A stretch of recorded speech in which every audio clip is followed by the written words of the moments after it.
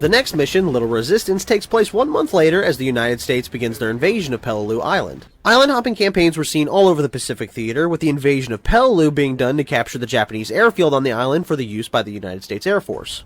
And on the landing craft, if you listen to Sergeant Sullivan, he states, "Keep it together or we'll get through this in 3 days."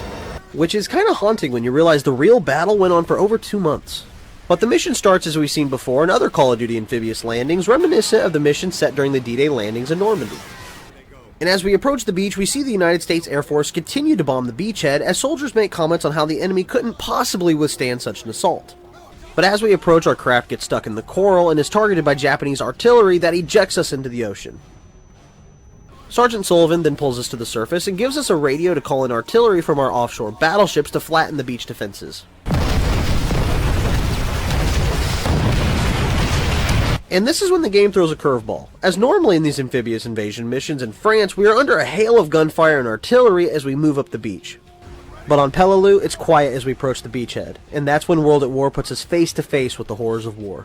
As mangled Japanese troops lay strewn across the beach in agony, and the Marines put those that are still alive out of their misery as they advance through the outer beach defenses. And that's when the player learns that Call of Duty World at War is the most gruesome Call of Duty to date. Not just with the in-the-mud gritty tactics of the game, but when you use a machine gun, it doesn't just defeat the enemy, it blows them to pieces. Flamethrowers destroy the environment and burn enemy character models to a crisp, and bayonets turn enemies into spewing blood fountains. And you'll learn these horrible acts of violence are just a part of the day-to-day when faced with the brutality of war. World at War highlights the horrors of war in a way that no other Call of Duty had ever done or has done since, making the game feel like you're playing through World War II with a horrible nightmare filter. And as the Marines move up the beach, the silence is broken by the sound of a Japanese machine gun bunker, showing the Japanese aren't just on the island, but inside it, in a complex network of caves and tunnels spanning the island, allowing the Japanese troops to not only move, but withstand the bulk of American artillery and air power. Meaning the only way to capture the island is for the Marines to slowly evict the Japanese soldiers one cave and tunnel at a time. And the perfect tool for the job is the M2 flamethrower that you'll be able to use at a later mission.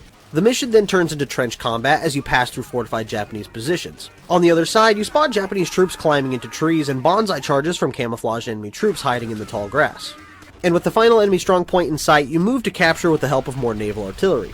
You move through the base using mounted Japanese machine guns to sweep enemy troops in the trenches and ultimately call in artillery strikes to destroy counterattacking Japanese tanks. And just when the mission is ending, your squad regroups just to be attacked by a single Japanese combatant who fatally stabs Sergeant Sullivan. Sullivan, no, hold on, you're gonna be okay. Roebuck will be in charge from now on.